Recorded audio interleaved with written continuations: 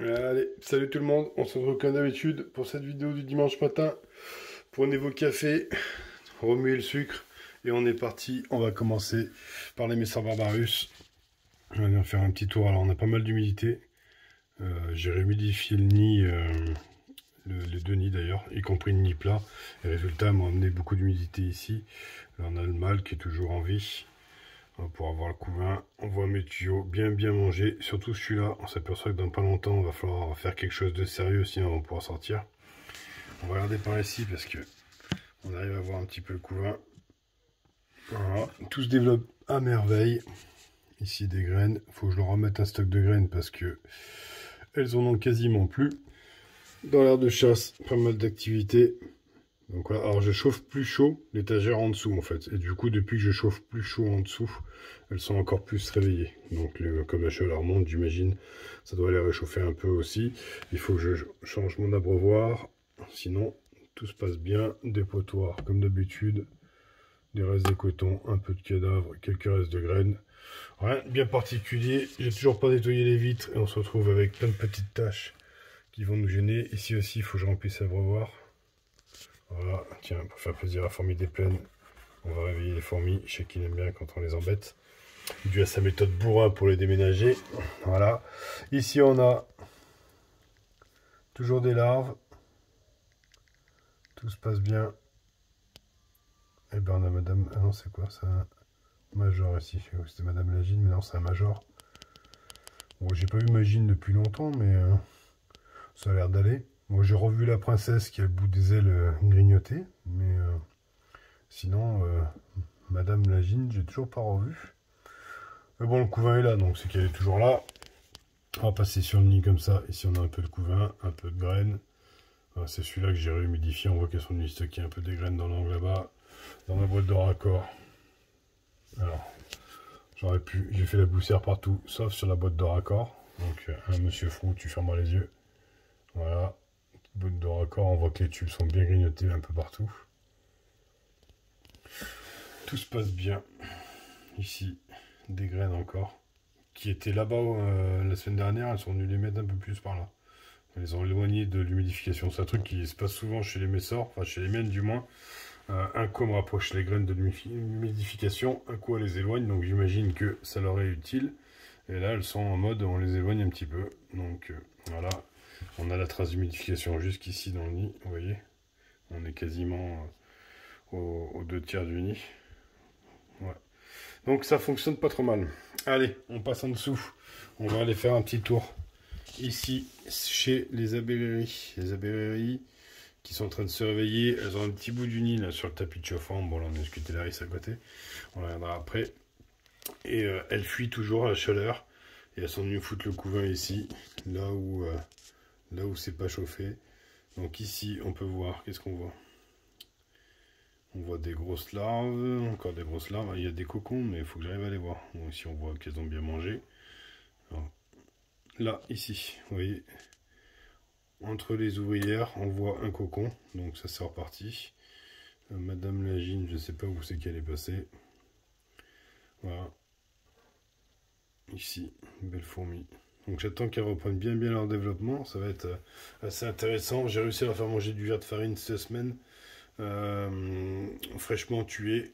Donc là, ici encore en droit au milieu, on a encore un joli cocon. Donc tout se passe bien. J'humidifie toujours autant le nid. Et ça a l'air de leur convenir. On passe à côté chez mes Crontatus.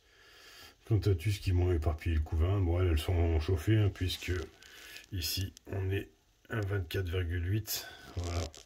Sur le tapis chauffant, hop, si je regarde la vidéo, 24,8 sur le tapis chauffant, ça c'est la température du tapis, donc j'imagine que le nid doit être légèrement plus froid.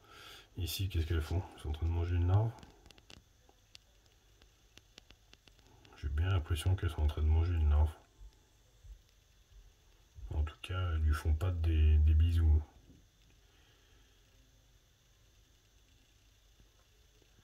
Pourtant, on voit bien que la larve bouge encore. Je sais pas du tout ce qu'elles font, mais en tout cas, elles sont clairement en train de la tuer, alors qu'elles ont potentiellement leurs protéines en permanence, donc je sais pas trop. Je vais surveiller ça après avoir tourné la vidéo. Ouh, mais elle a l'air vachement mince. Non, mais elle est peut-être pas vivante cette larve. Parce que vous regardez bien, elle est plus gonflée. Elle a commencé, on dirait, à légèrement sécher. Donc en fait, elle bouge peut-être pas. C'est juste qu'elle est élastique et quand elle tire dessus, elle revient en place, à mon avis. C'est une larve qui est morte. Bon, on regardera ça, je surveillerai. Bon, il y en a quand même pas mal derrière. Donc voilà. Qu'est-ce qu'elle fait? Et où Madame Lagine? Je regarde par-dessus. Ah, elle est venue se cacher là. Bon, attendez, on va essayer de la trouver ici. On a Madame Lagine, on voit son thorax. Donc voilà, tout se passe bien chez les Cantatus. Un petit peu d'activité dans l'air de chasse. Elles n'ont pas à manger parce que j'ai nettoyé les mangeoires et je leur ai pas remis. Ici, on se retrouve chez les Japonicus que j'ai essayé de déménager dans ce nid que j'avais reçu, vous saviez, d'un shop belge qui s'appelle Behance. Donc j'ai fait un déménagement le moins délicat possible. J'ai vidé le tube dans la DC pour le virer. Et en fait, elles sont venues se foutre là-dedans. Voilà, alors on les verra pas. Enfin, de toute façon, d'habitude, on les voit pas plus que ça non plus. Elles sont venues se foutre là et elles vivent ici. Donc, elles veulent vraiment pas aller dans ce nid. J'ai beau les forcer. Attends, je vais me manquer un petit peu. Voilà. J'ai beau les forcer à y aller. Elles veulent pas, pourtant le nid est humidifié. Donc, si ça fonctionne pas, on trouvera une autre solution. J'ai un petit module en béton cellulaire que j'avais fait moi. J'essaierai de leur mettre à elles. On verra si ça fait quelque chose. Je suis en train d'essayer de voir si le tube leur convient pas ou quelque chose leur convient pas encore. On va viens voir pour savoir pourquoi elles se développent pas depuis plus de 6 mois. Allez, on passe ici chez les petites Scutellaris qui a eu ses ouvrières. Voilà, 3 petites ouvrières. Alors quand on regarde bien, celle-ci, alors je vais voir si je les éclaire, ça se voit mieux. Voilà. Du coup, j'ai refait dans le tube. Celles-ci, elles n'ont pas spécialement la tête rouge. C'est assez particulier. J'ai remarqué la différence entre ces deux colos. Enfin, ces deux colos, mais un grand mot. Ces deux fondations. Je ne sais pas si ça se voit à l'écran, mais celles-ci, là, elles ont la tête marron rouge et le corps plus noir que celles-ci. Vous voyez, celles-ci sont toutes noires, brillantes. C'est assez particulier. Sachant que les plus foncées, qui sont celles-ci, sont nées après celles-ci. Donc je m'attendais à ce que celle-là prenne des couleurs mieux, mais voilà, comme quoi on peut avoir des différences, des légères différences de teinte selon les jeans voilà, qui ont été ramassés, je vous rappelle, au même endroit, le même jour, puisque c'est le même essaimage. Ici, on va passer directement chez ma Turkestanus, parce qu'elle est en position où, alors enfin, j'essaie de vous montrer ça, voilà, où on peut voir le couvain. Alors je vois pas l'écran de mon téléphone, donc j'espère que ce sera net. On peut voir qu'il y a 2 belles grosses larves, une petite larve et pas mal de petits œufs. De petites larves aussi, et les 3 ouvrières. Alors elle a déménagé, elle est revenue se mettre dans le mouillé, mais il me semble que c'était déjà comme ça la semaine dernière. De temps en temps, l'ouvrière vient faire un tour dans le sec, mais sans plus. On va aller voir ma deuxième Turkestanus. Je vous la rapproche. Alors Turkestanus ici. On peut voir que les œufs se sont transformés en larves. Voilà, ils sont toujours au nombre de 4. Voilà, toujours. Ça va pas excessivement bien évoluer. Voici, on a eu un passage en larve d'au moins 2 des œufs, ce qui est pas mal. Qu'est-ce que j'ai d'autre à vous montrer sur cette étagère? Je vous fais un petit plan sur la planche et que vous aimez bien. Une petite Scutellaris ici qui a... Alors, attendez, ça je vais faire. Hop, qui a un couvain juste magnifique. Voilà. Donc ça c'est les Scutellaris qui étaient le premier essaimage. Donc sachant que les deuxièmes, je les ai chopés le 7 octobre. Ça doit être la semaine d'avant, il me semble bien. Donc elles sont du 1er octobre et n'ont pas effectué de diapause. Où la mère a du mal à se relever. Puisqu'elles sont restées à l'intérieur cet hiver en repos hivernal. Ici, on a celle qui a perdu ses ailes et qui a gardé ses ailes, qui a perdu qu'une seule aile, pardon. Et on s'aperçoit qu'ici, on a aussi un joli petit couvain qui est encore au stade de 2, exactement. Mais tout se passe bien. Voilà, ça avance bien. Voilà, on va descendre. Qu'est-ce qui c'est que j'ai oublié? Ah, j'ai oublié quelqu'un. Non, j'ai oublié personne. On va... Enfin, si, j'en ai oublié, mais elles sont en haut. Donc, on n'ira pas les voir aujourd'hui. On va descendre faire un tour chez les Manicas. Donc j'ai changé les périphes, j'ai ouvert celui-là et j'ai fermé celui-là simplement parce que j'avais énormément de population dans cette ADC-là et très peu dans celle-là. Et je me suis dit, le fait qu'elle soit un peu plus fermée, est-ce que c'est pas ça qui changerait? Et en fait, au bout d'une semaine que j'ai changé les couvercles, bah, il ne s'est rien passé de plus. Donc du coup, je suppose qu'elle préfère cette ADC-là, je sais pas pourquoi. Donc voilà, ici on les voit avec des pots de jelly en travers pour manger. J'ai nettoyé leur dépotoir. On voit qu'elle commence à en remettre. Un petit peu des cadavres. Voilà, par ici. Mais rien de bien affolant. Ici, un petit peu plus. Voilà.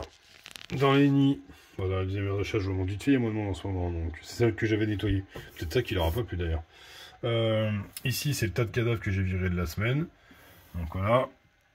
Ici, on se retrouve au milieu du couvain avec des belles larves. Voilà. Ici, on a des belles larves bien blanches, on a des nymphes, donc voilà, on voit que ça s'est bien purgé. Je vais essayer de vous montrer. Je crois que c'est ça. Bon, là, on a de la larve. Il me semble que... Alors, je vais zoomer, ça va pas être très joli. Allez, fais la mise au bon endroit. Voilà, c'est que des larves. J'ai vu une grappe d'œuf, mais je vais mettre à mal. C'est quoi? C'est une larve qui passe du côté du sable? Non, c'est pas possible ça. Je vais regarder, je suis surpris. Non, c'est un caillou. Ici, bah, si vous la voyez du coup. Là, une belle grappe d'œuf contre la paroi. Donc voilà. Ici des larves. Et ici des nymphes, puisqu'elles me séparent le couvain selon les stades. On passe dans l'autre nid en face. Le transfert est interrompu. Vous voyez, les larves ici sont encore pleines. Elles ne se sont pas purgées, donc elles ne sont pas en train de passer en nymphes comparé à celles d'en face. Et on peut voir qu'ici j'ai des nymphes, puisque ben, les manicas trient le couvain. Tout se passe bien. Mes tubes ont l'air encore assez humides. Donc c'est parfait. Enfin voilà, 12 minutes, on a fait le tour de cette semaine. Non, je vous montre, alors je vous mets sur les messors. Voilà. Je vous montre ma Lini Perda que je ramène. Où c'est qu'elle est? Elle est là. Ma Lini Perda qui a quelques cocons. Et de l'autre côté, si je tourne le tube, ce qui est plus simple que de tourner le téléphone, j'ai des petits œufs jaunes. Donc une nouvelle ponte. Et voilà, tout va bien. Allez, sur ce, on a fait le tour pour cette semaine. Attendez, je suis en train de reposer les Lini Perda à leur place. Du coup, j'essaie de vous garder un cadre pas trop dégueulasse. Voilà, on a fini pour cette semaine. Je vous remercie d'avoir regardé la vidéo, comme d'habitude. Tiens, je vous montre la Phénogaster. Tant qu'on est là. La Phénogaster subterranéa. Ah bah non, on n'a pas fini. Eh oui, je vous ai pas montré. Bah non, parce que je l'ai plus. J'ai noyé ma fondation de monomorium. Alors, j'ai pas trop compris. Enfin, je pense que c'est une noyade, hein, parce qu'il y avait de l'eau au fond, un peu au fond du tube. Mais ça a entièrement tué la colonie en l'espace d'une nuit, alors que j'avais rien changé de bien particulier, à part que j'avais légèrement réhumidifié le coton. Donc micro-espèce, je pense un petit peu trop sensible.